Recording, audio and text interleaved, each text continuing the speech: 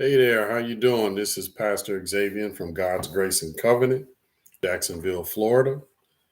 And we've got a good one for you tonight. We're going to come out of the book of Genesis, chapter 24, and we're going to be talking about how Rebekah met Isaac. It's more of a love story tonight than just talking scripture, but of course, it's right out of the Bible, right out of the scriptures. And I'm going to read some to you, and then I'm going to explain some. So now we're going to get started. And Abraham was old and well stricken in age, and the Lord had blessed Abraham in all things. So Abraham was well to do. And Abraham said unto his eldest servant of his house that ruled over all that he had, Put, I pray thee, thy hand under my thigh. That's how they made a person swear or take an oath back in the day. Now, today, you put your hand on the scriptures to take an oath, but then you'd put your hand under the person's thigh that was talking to you. And I will make you swear by the Lord, the God of heaven and the God of the earth, that thou shalt not take a wife unto my son of the daughters of the Canaanites among whom I dwell. So at this time, Abraham is dwelling in the land of Canaan, which was to be given to him and his offspring, but he didn't want his children to marry any of the Canaanites in that land. I told you before that God didn't want the interracial mixing, and this is another case of that. He only wanted us to stick with our own. Um, and that's the scriptures. That's God's decision that he made, and he did it for a reason. And so these Canaanites at the time were a mixed bunch that were mixed with some of the Nephilim, some of the fallen angel seed. And God thought that they were corrupted technically. So he didn't want any of his children mixing with them and having these hybrid children. So that's why he didn't want them to mix. And I will make thee swear by the Lord, the God of heaven and the God of earth, that thou shalt not take unto a wife unto my son of the daughters of the Canaanites among whom I dwell, but thou shalt go unto my country and to my kindred and take a wife unto my son Isaac. So he wanted him to go back to where he came from.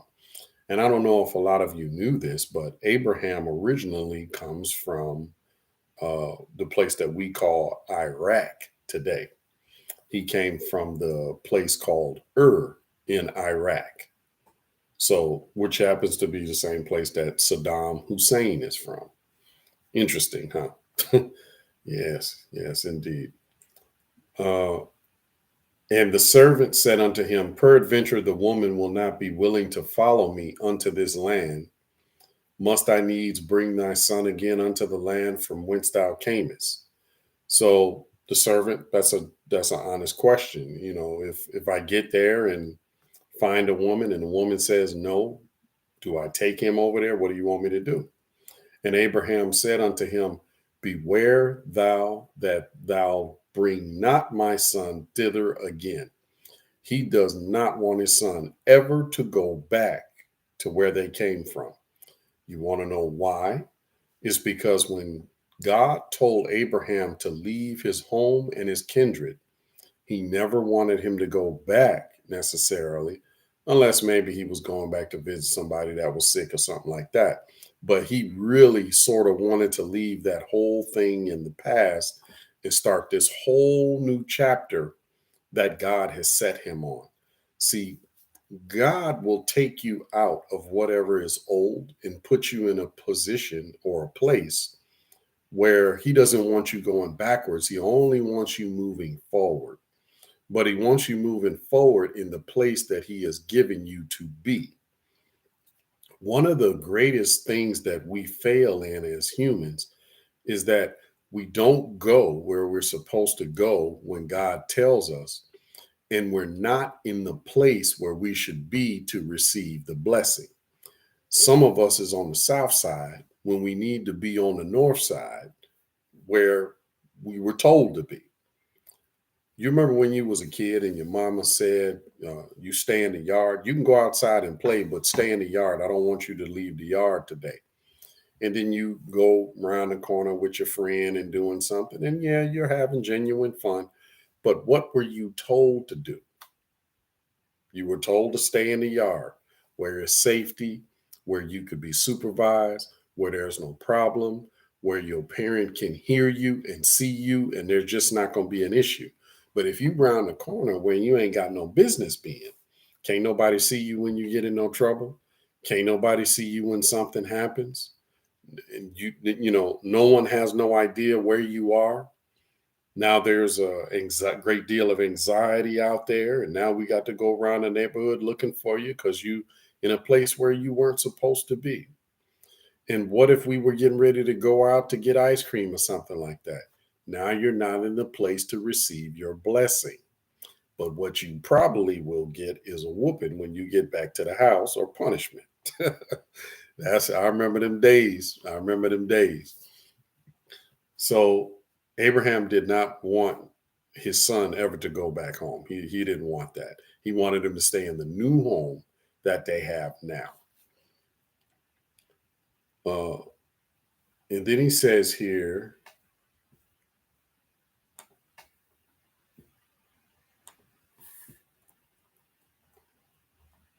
the Lord God of heaven, which took me from my father's house and from the land of my kindred, and which spake unto me and sware unto me, saying, unto thy seed will I give this land. He shall send his angel before thee, and thou shalt take a wife unto my son from thence. So Abraham is going out on the faith that he knows. I want y'all to understand something about faith. Faith isn't, in the beginning, faith is sort of unknowing. You don't always know whether something's going to come to existence. But after a time with God and him showing you that he is real and that he will move mountains for you and he will make things happen for you, your faith is no longer unknowing. It's not blind anymore. People say the term blind faith. It is solid and concrete. And you see what Abraham is saying here in the scriptures? God will send his angel before you and make this happen. You will not fail. There will be success, period. This is the kind of faith that eventually you should come to at some point in your walk with God. You should be believing to the point and understanding, not just believing, but understanding that it will happen. Because at some point, you should end up in a relationship with the Father that he'll tell you to do something or you'll ask him for something, and you know when and how he's going to get it to you. It's inevitable that's going to happen. When you're a child, your parents just bring you gifts that you don't know nothing about and they don't ask you. You remember when you were, I don't know, 1, 2, 3, 4, and 5, your parents would have birthday parties for you and bring you gifts, take you on trips and stuff like that. I mean, you'll go back through photo albums and look at pictures of you as 3 years old going to Disneyland or something like that. Your parents are doing something that they wanted to do for you without your thought or permission. But when you get older and you can make requests of yourself, what you would like, mama, daddy, I would like a bike. I would like this. I would like that. They'll go get exactly what you want. And you get to a point with a relationship with your parents that you know that they will do that. if you do the things that you're supposed to do.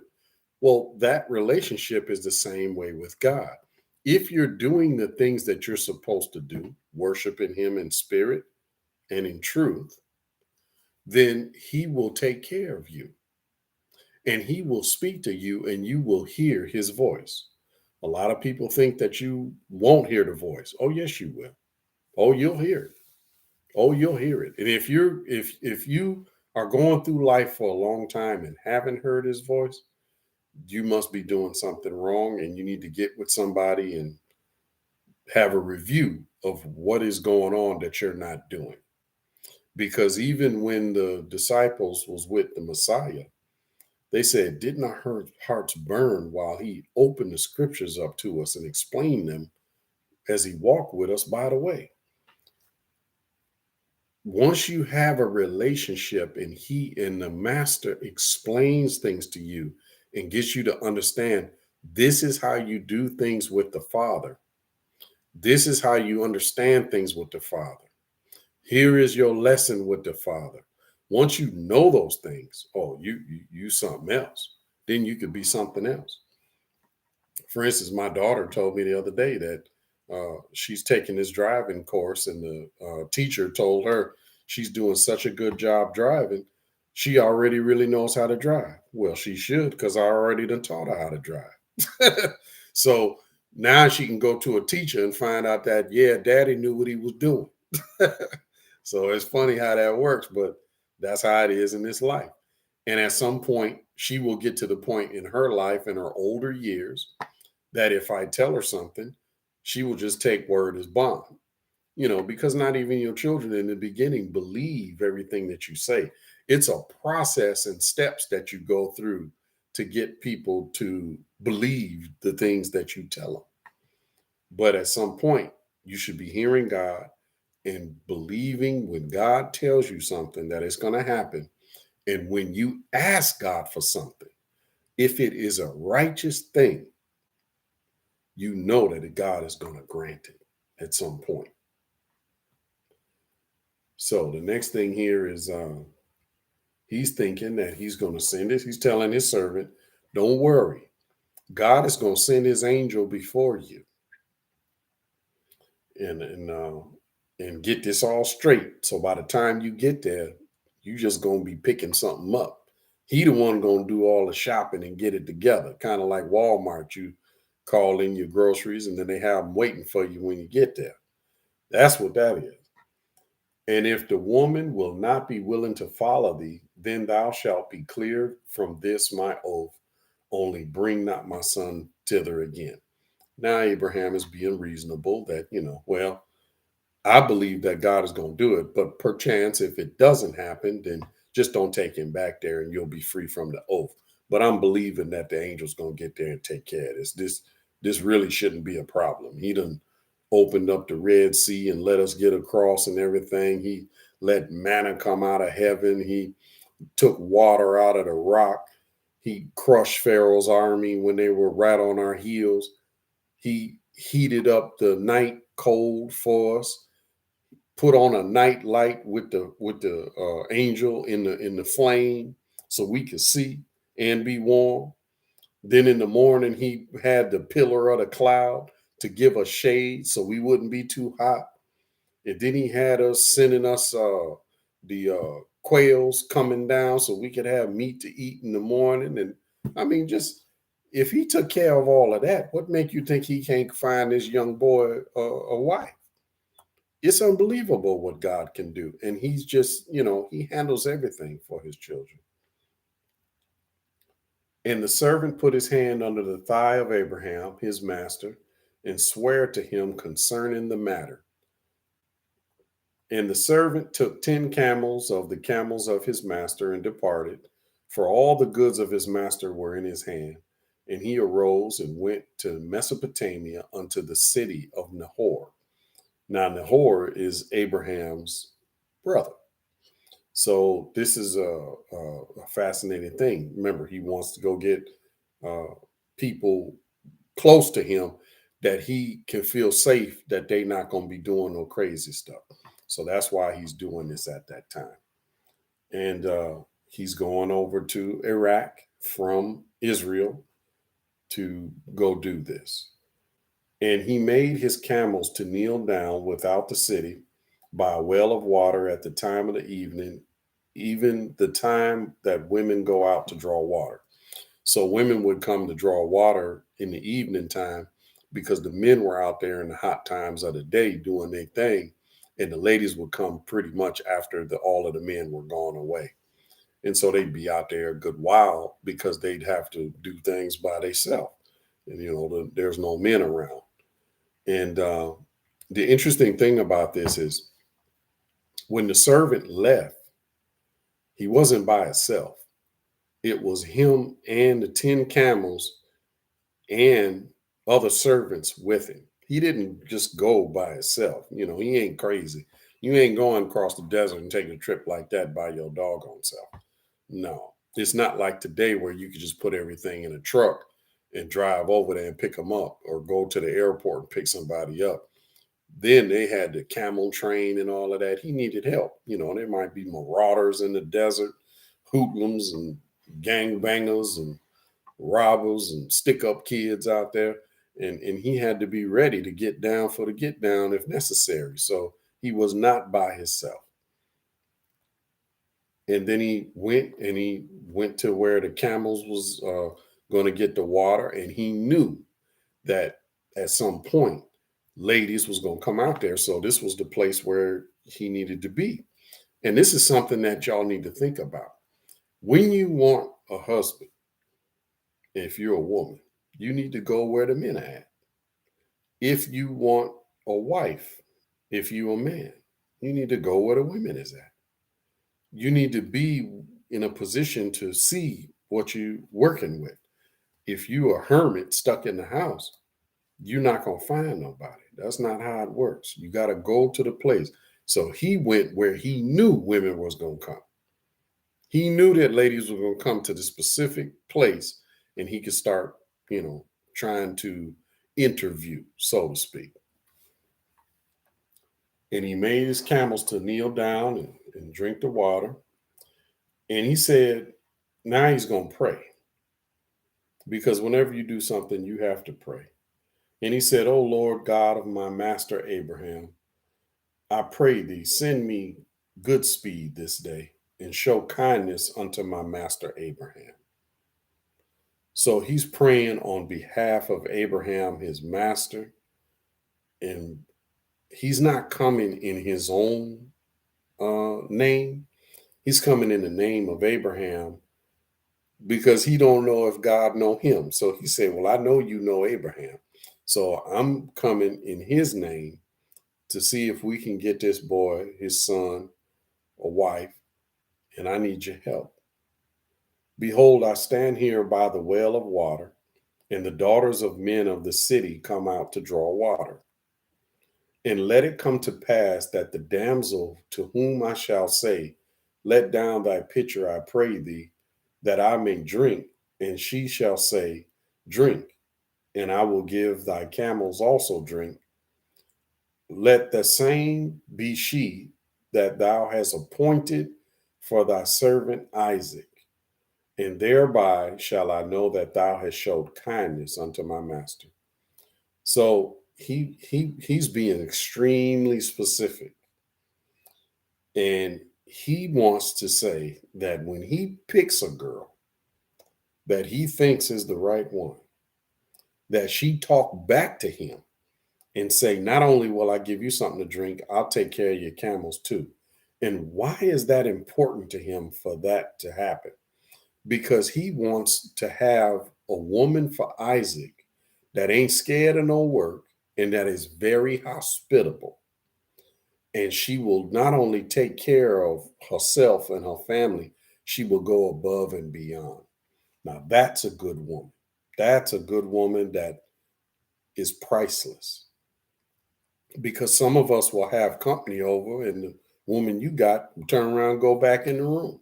She might take care of you, but she won't take care of nobody that you bring in there. You might bring your auntie or your mama in there, and she might turn around and go right back in the room. And he wants to make sure that this ain't that type of person. because at the end of the day, that ain't cool. You want a hospitable person that is a homemaker and that is there to be of service to everyone that comes. And if I'm your man, then whoever I bring in there is with you too. Whatever I got, you got. And whatever you got, I got. And we should be hospitable to each other's things. All right. And so he wanted to make sure that she would be like that, and that if she did that, if she responded like that, that's the one that God appointed for him. And it came to pass before he had done speaking that behold, Rebekah came out, who was born to Bethuel, son of Milcah, the wife of Nahor, Abraham's brother, with her pitcher upon her shoulder. So before he was going to keep praying, he was going to say some more stuff. But before he could even finish, Rebekah came out. God is good. But see, Abraham told him, the angel of the Lord will go ahead of you and take care of this. And that's exactly what happened. Sometimes, have you ever been places and things just seem to mesh together and you don't understand, well, how did that go? And how is it that my day was so smooth and sweet today and I didn't have to fight or struggle for nothing? It's probably because the angel of the Lord came and put things together for you before you even got there and gave you a good day. Every now and then you just get a home run day and knock it out the park. God done showed up when that happens. I guarantee you. And you need to go home and thank God for such a wonderful day, showing up and showing out like he do. And the damsel, so she took her pitcher down and, well, was ready to give him some water. And the damsel was very fair to look upon. So she was good looking. A virgin, and that's what I tell y'all about that word fair. It don't mean white. It just means nice looking or smooth. It don't mean white. That's not what fair mean. It just means you're good looking. She was fair to look upon, a virgin. Neither had any man known her. And she went down to the well and filled her pitcher and came up. And the servant ran to meet her and said, let me, I pray thee, drink a little water of thy pitcher. And she said, drink, my lord. No problem. You can have some. And she hasted and let down her pitcher upon her hand and gave him some drink. And so she lowered it down because she had it up on her shoulder. And she took it down from there and got ready to pour it for him. Very nice girl. Gonna pour it in the cup and everything. She didn't just take it and put it down and say, go on and get some. She took it down and said, come on, here, I'll pour it for you. Where your cup at? What a wonderful, hospitable young lady she is. And when she had done giving him drink, she said, I will draw water for thy camels also until they have done drinking. She said, I ain't got nothing to do. And I see that you look like you need some help. I'll take care of that for you. No problem. It ain't going to be no big deal. It's not like I got anything else to do right now. What a nice lady. What a nice lady. And you got to put yourself in position to get a blessing.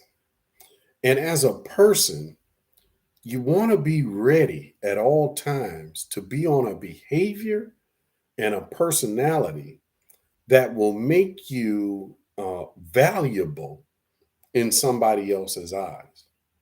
You just never know who you talking to when you doing something. Sometimes you might be dealing with somebody that could really help you and take you to the next level. What y'all ladies call it, upgrade you. You never know when somebody's right there to upgrade you.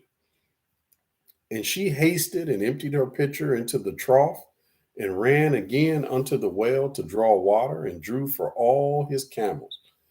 Now, not only is she putting it in the trough, now she done told him what she'll do, and she's moving it. She's she's getting it done. She ain't dilly-dallying and dragging and fussing about it and complaining and none of that. She ain't doing none of that. This is an industrious girl that when this man looks at her, he said, "Oh man, she would make a good wife for my master's son. This is a good woman right here." You just never know when it's your time. But if it's your time, you need to be ready. You need to be able to be pleasant and decent in somebody else's eye. You're not somebody that you got to do a whole lot of work. Now you got to try to play catch up and get it together now. You should have already had a lot of this stuff in gear. Now, you might not have your finances in gear. You might not have your education in gear, but you should have your personality and your behavior in gear. And your work ethic should be good.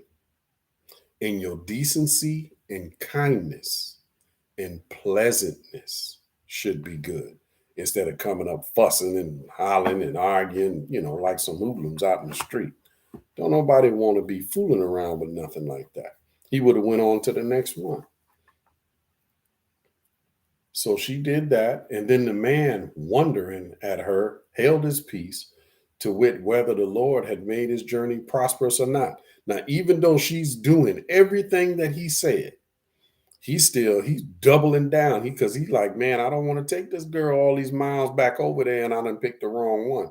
So let me look a little bit further. And sometimes that's what you need to do. You need to take your time and pay attention a little bit. You need to sit back and see what's happening. And don't go get nobody to be with and you ain't seen their family. You need to see their family because that's what you're gonna be really dealing with. Then their family will tell on you.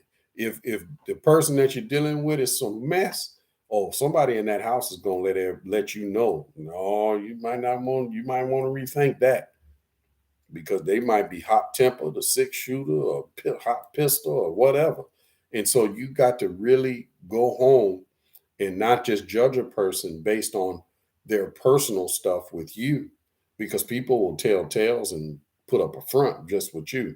But when they get around their family, all of the armor go down when you're around your family. You feel comfortable then, and then you'll see the real person, and you'll see the stock that they come from. And it came to pass, as the camels had done drinking, that the man took a golden earring of half a shekel weight, and two bracelets for her hands, and 10 shekels weight of gold. So he gave us some fine jewelry. He gave us earring and two bracelets for her hands. Yeah, and the earring is half a shekel weight, but the two bracelets are 10 shekels weight of gold. He done made her come up for real, that quick. She could take that over to the pawn shop or whatever and go get her new car. I mean, this man done just loaded her up and said, "Whose daughter art thou? Tell me." Because remember, he want to make sure that he's getting somebody from Abraham's people. "Tell me, I pray thee, is there room in thy father's house for us to lodge in?" And she said unto him, "I am the daughter of Bethuel, the son of Milcah, which she bare to Nahor." She said, moreover, unto him, "We have both straw and provender enough, and room to lodge in." So we got food and we got a place for you to stay and all of that. And I'm one of Nahor's people. This man didn't hit the trifecta. Everything that Abraham wanted to do looks like everything's coming to fruition. And what Abraham said, that angel of the Lord was going to come and set it all up, it looked like it's set up. And the man bowed his head and worshiped the Lord. He had to thank God right then that, yep, you something else and you done did it again. And he said, "Blessed be the Lord of my master Abraham, who hath not left destitute my master of his mercy and his truth.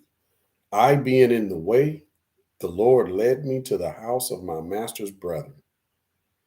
I done came out here without a GPS and then came straight to my destination. If that's not the leading of the angel of the Lord, I don't know what is. And the damsel ran and told them of her mother's house these things. And Rebekah had a brother, and his name was Laban. And Laban ran out unto the man unto the well. And I'm sure he did after he saw all that gold jingling on her, like that LL Cool J song is jingling, baby. And she just looking good and got that stuff. And he know that she went away with none of that. Now she coming back and she about rich. Unbelievable. So yeah, he rushed out of there. He said, well, who is this man that done did all this here? I got to bring him in here. Bring him in here right now. And it came to pass when he saw the earring and the bracelets upon his sister's hands. And when he heard the words of Rebekah, his sister, saying, thus spake the man unto me, that he came unto the man, and behold, he stood by the camels at the well. So yeah, once he saw all that there, he said, man, let me go get this cat and bring him up in here. You done went and found one of the Rockefellers or something. And he said, come in, thou blessed of the Lord, wherefore standest thou without? For I have prepared the house and room for the camels. We ready for you, Jack. And that's the thing. If you present yourself properly, even going among strangers, they'll help you. But you have to present yourself properly and let God lead the way, and doors will open for you. You don't have to know everybody. Just think, some of us go to family reunions and don't know members of our family. Some of us have just met them for the first time at a reunion. So we have to behave ourselves, because you might run into people and find out later, you mean to tell me that's my cousin? That's my uncle? I've been working with that guy for 10 years. I didn't realize that was my uncle. Because everybody that's related don't have the same last name.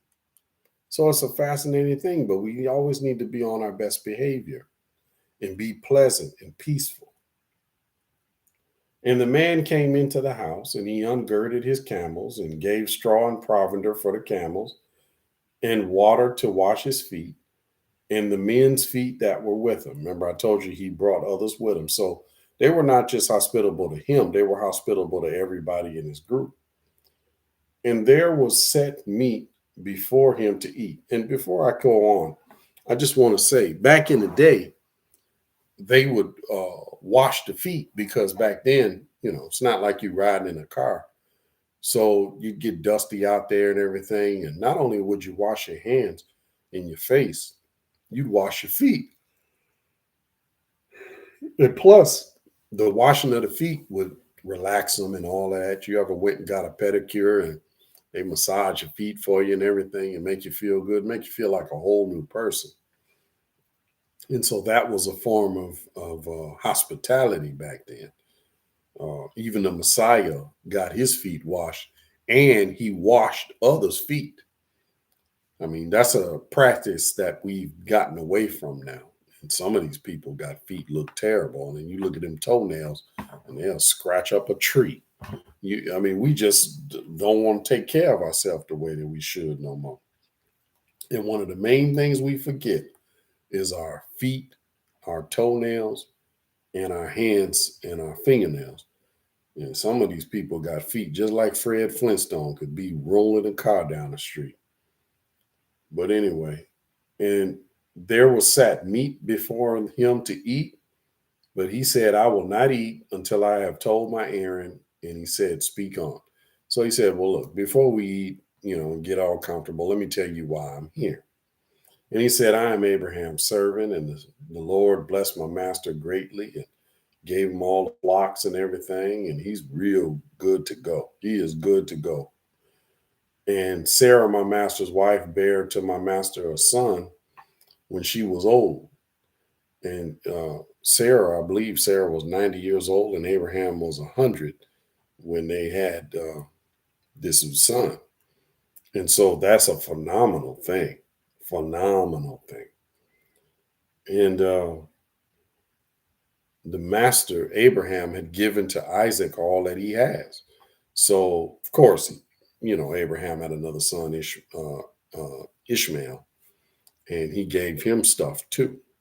And then later on, after this, Abraham marries another lady named Keturah and has a bunch of kids by her.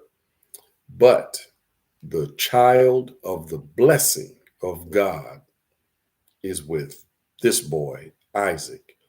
The other children are blessed nonetheless, but the favored blessing goes with Isaac. So a lot of y'all hate the fact that, y'all say you shouldn't have no favorites and all that. Well, I don't know what you're talking about because God has them. God has favorites and so do you. So quit telling lies. You just don't want to tell the truth. We all got a bunch of kids. I got three daughters. I got three daughters and a son. And do I have a favorite out of them? I sure do. Yep, I do. I could put them in order if I wanted to. I could list them 1 through 4. Yep, and there is a number 1. It is what it is, and we all have that. Ain't no need to just quit getting used to telling lies, talking about you don't want to hurt nobody's feelings. We put too much emphasis on feelings and not enough emphasis on truth. And you know what truth don't care about? Truth don't care about feelings. Truth don't care that it hurts your feelings that, you got a problem with something. The truth is the truth. Now, the truth is not going to try to be hard and it's not going to try to be rough, but it's the truth nonetheless. And it's for you to get with the truth or go get with a lie or go get with a fantasy that you're making up if that's what you want to do. But you can't get with God unless you worship him in spirit and in truth. No lies, no fantasies. So you need to get with the truth. And the truth don't care about no feelings. And this boy, Isaac, is the favorite child, period. No ifs, ands, or buts about it. It is what it is. And that's what God say. And he says it again down the line. Abraham had many brothers, but the favored child was Abraham. Then Abraham had multiple children, but the favorite child of Abraham was Isaac. Then Isaac's going to have kids. And the favorite child of Isaac is Jacob. And then Jacob's going to have kids. And he's going to have a favorite too. And his name is Joseph. And he's almost the last kid. And what's funny is with Joseph, with Jacob, whose name is changed to Israel, he have the 12 tribes of Israel. So he ends up with these 12 kids, right?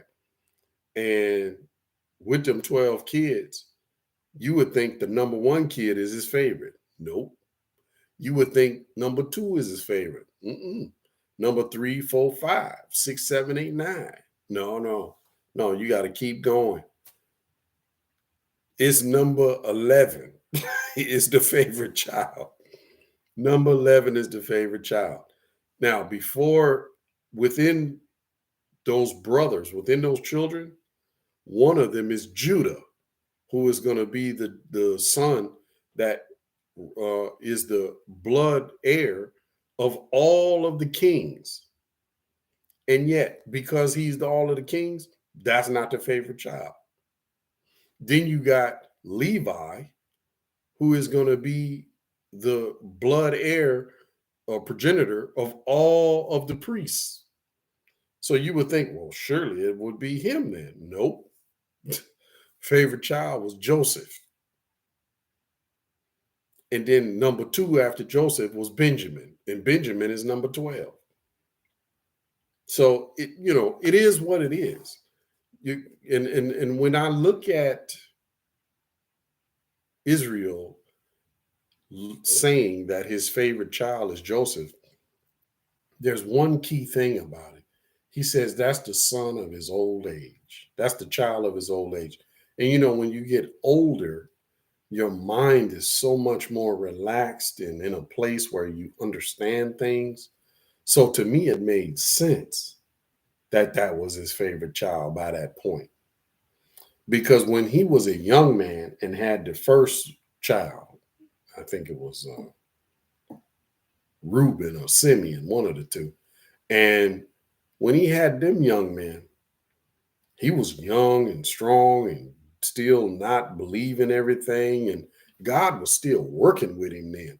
But by the time that he had Joseph, oh, he had a relationship with God that was rock solid by that time. So to me, it makes sense. But let me continue on here. Uh, and my master made me swear, saying, "Thou shalt not take a wife to thy son, to my son, of the daughters of the Canaanites in whose land I dwell, but thou shalt go unto my father's house and to my kindred, and take a wife unto my son." And I said unto my master, "Peradventure the woman will not follow me." And he said, "You won't have to worry about it, but the angel's going to go before you." And I prayed that God would prosper me once I got here, and He did. And I said that I wanted the specific situation to happen, the girl to come, and I'd ask for some water. She not only would give it to me, but she would give it to my camels too, and she would be happy about it and not slack, not lazy. And your daughter Rebekah did all these things, and she fit the bill completely of my prayer. And she is related to Abraham. She's of Nahor's people. Therefore, I gave her this stuff, and put the earring on her and gave her the bracelets. And I bowed down my head and worshiped God because He's made looks like everything's been prosperous for me. And now, if you will deal kindly and truly with my master, tell me. And if not, tell me that I might turn to the right hand, to the left. We ain't going to make this no difficult thing. And we're not going to be going back and forth about this. Now, you tell me, is everything cool to do this or is it not? I can be on my way and go on to the next one if that's what I got to do. But I'm thinking this is the one. Behold, Rebekah is before thee. Take her and go and let her be thy master's son's wife, as the Lord has spoken. So Bethuel and Laban both agreed that he should take her, and Rebekah should be Isaac's wife. And it came to pass when Abraham's servant heard the words, he worshiped the Lord, bowing himself to the earth. And the servant brought forth jewels of silver and jewels of gold and raiment and gave them to Rebekah. And he gave also to her brother and to her mother precious things. So not only did he give to the Rebekah, he gave to Rebekah's mama, and he gave to Rebekah's brother, who was handling the business instead of the father, because the father's older, Bethuel. But he's handling everything, and he was ready to appease them with a dowry right now. And that's what people did back in the day. They gave a dowry. And they did eat and drink, and he and the men that were with him, and tarried all night, and they rose up in the morning, and he said, "Send me away unto my master." So he spent there one night, and then he's ready to go the next day. And her brother and her mother said, "Let the damsel stay a few days, at least 10 days." And he said, "No, no, we ain't gonna stay 10 days. And don't be hindering me. Now you admitted that you know that God has done this. Now let me go on back to what I'm supposed to be doing." This is a good servant. He ain't gonna dilly dally and take all these days off goofing around. He gonna get on back to business like he's supposed to. This is why he's the trusted servant. Are you a trusted servant? Can God trust you? If He send you somewhere, you gonna go do what you're supposed to do and come on back? Or you gonna get down there and go to the casino? You gonna be in the back alley playing craps? You going to the card game? Or are you going to do what you're supposed to do? And they said, we will call the damsel and inquire at her mouth whether she wants to go with you, because we sort of want to have this party for her for 10 days before leaving, but we'll ask her what she want to do. And they called Rebekah and said unto her, wilt thou go with this man? And she said, I'll go. Now, y'all wonder why she was so quick with that? Let me tell you something. The other night, uh, he was able to talk with her because remember, he spent the night. And I'm pretty sure she came around and said, well, tell me about this. So you say that you come to find somebody for this guy, Isaac? Yeah. Well, tell me a little about this guy. Ain't no woman going to just walk back and you ain't told her nothing about the guy. So I'm pretty sure he said, look here, let me tell you, this guy is a miraculous guy. His father was called by God to take him up into a mountain and sacrifice him. And I'm pretty sure she said, what? You telling me that the God of heaven wanted to sacrifice my future husband? He said, yeah, he was that special. And when my master took him up there, he didn't fight him or nothing. He willingly was giving himself to be a sacrifice. Does this sound familiar? That's the same story that the Messiah went through. He was a willing sacrifice. He was the only begotten son of the master, and he was a willing sacrifice, and he didn't fight the sacrifice either. Isaac was the progenitor of that exact thing on earth. Now, before that even happened, he was the son that was given to the mama and the daddy in such an old age. And that was unbelievable too.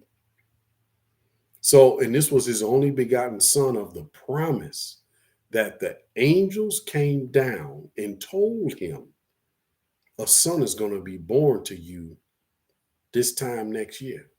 We going to see you this time next year after the time of women, which is usually 9 months. We going to see you then, and you going to have a new baby. Now, Abraham, and then Sarah laughed when she heard this because she was like, man, me and him, not only is we old, we ain't even doing nothing like that no more. I don't even know what you're talking about. We didn't, because you get to a point when you get old enough where you don't necessarily have to have sex or anything anymore. You're not doing all that stuff like you used to. But something happened and they started to do it or whatever. And they ended up having it was just like God said. And they had that child. It was a miracle baby, a child of the promise. It was the promised child. The promised son was given to them and would also be put up for a sacrifice. But in his place ended up being a ram that was caught in a bush, and that ram was sacrificed instead. This was a holy boy, a miraculous boy. And I'm pretty sure when she heard that, she's like, wow, I got a dude that's just, God got his eye on my man. I kind of like him. Man, a man that God got his eye on. That's pretty phenomenal. You think that these ladies like preachers. What do you do when you know that the woman knows that God got his eye on this particular guy? Oh, that's special. That's special stuff. And I'm pretty sure that she wanted him to tell his story over and over and over because that's what ladies do. You tell them the story, and then they say, tell me one more time about that. What you said that they took him up there to the mountaintop. Yeah, took him up to the mountaintop and was going to sacrifice him. And then an angel came down and told Abraham, don't do it. Stop. An angel came and visited and saved my man? Yes. An angel came out of heaven, come down here and saved your man, the man that you about to marry. Yeah, he that special. Oh my goodness. I'm telling you, she was probably in love with him just thinking about it. Just thinking about, I mean, what do you do with somebody like that? You think it's something, you hot stuff when you got a man that's a track star, a football star, a basketball star, baseball, hockey, swimming. But when you got somebody that God got their eye on personally and that he done sent angels down to rescue him, oh, that you talking hot stuff. Now that's hot stuff. So best believe she was in love with him. And she was quite interested and intrigued to meet this guy. She couldn't wait to see this cat right here. And and they sent away Rebekah, their sis, with their sister. They, well, sent away Rebekah, their sister, and her nurse, and Abraham's servant and his men. So when they sent Rebekah away, she got to take her nurse with her because in the scriptures, these people is well to do. Everybody ain't broke. Everybody ain't poor. They got it going on pretty good. And they blessed Rebekah and said unto her, Thou art our sister, be thou the mother of thousands of millions, and let thy seed possess the gate which hate, but possess the gate of those which hate them. And this is the thing I want y'all to understand. When you are blessed by God, does it mean that you won't have people that hate you? Oh no, now you're gonna have haters. You're gonna have people that is your stone cold enemy. But look what the prayer that they did. We hope that your children will possess the gate of all of those that hate them. Because there are going to be haters. But when they hating, we hope that they end up possessing the gate of those ones that is hating them. Oh, yeah. Yeah. And Rebekah arose and her damsel, and they rode upon the camels and followed the men. And the servant took Rebekah and went his way. And Isaac came from the well, from the way of the well of Lahori, for he dwelt in the south country. And Isaac went out to meditate in the field at the eventide, and he lifted up his eyes, and he saw, and behold, the camels were coming. Now, Isaac's not just meditating on the fact that he, tries to commune with God, but his mama died. And so he's out there trying to get over that too. He's missing his mother and everything. And then he looks up and he sees these people over yonder. And he's probably wondering, well, what is that? And Rebekah lifted up her eyes. And when she saw Isaac, she lighted off the camel. And when she seen him, she probably sort of knew who he was from all his descriptions that the man gave her. And I believe that's Eliezer is the servant. For she had said unto the servant, What man is that that walketh in the field to meet us? And the servant said, It is my master. Therefore she took a veil and covered herself. And that's what we're going to do when we meet the master in the air. We're covered up now with this veil that is our physical, but he's going to change it into a new creation. And we're going to be like the Messiah was when he came back. And we're going to have a spirit body. We're not going to have this no more. So this sort of is our veil right now. We're not seeing the spirit yet. It's in us, but we ain't seeing it. But we're going to see it one day. So she covered herself to get ready.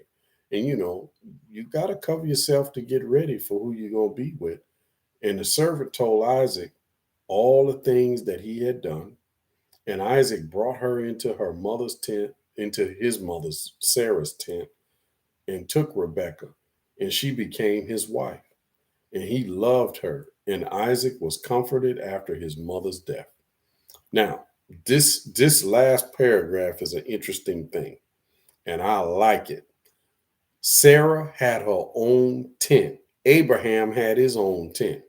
So they in a house and they got their own rooms. Now ain't that something? Now that's unusual in today's era. Today, The man and the woman get together and they both in the same room. Well, I kind of like this idea of having a separate room because I can have my room the way I want it, and you can have yours messy the way you want. Because you know how y'all ladies throw stuff all over the place and take up all the closet, and the man ain't got no space in the closet, no way. So he end up having to put his stuff in another closet in another room anyhow. He might as well be in there.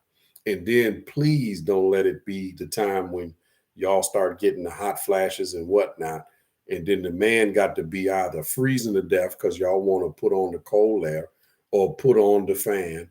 And then you get too hot, you get too cold after you're hot. And then you want to turn up the heat. I mean, if it ain't one thing, it's another. You need your own room. You need your own room. You need to go to your tent, just like he did, and have your own tent. That's what you need. And he Isaac felt good after he got his new wife, and then he was not so sad anymore about his mama's passing because now he had his wife to tend to, and he was feeling pretty good. Now, isn't that a lovely story? That's a lovely story. And that's part of the scriptures. That's Genesis chapter 24. That's how Rebekah met Isaac. They had never seen each other. They never saw each other, but they were presented to each other, and not by the father, Abraham.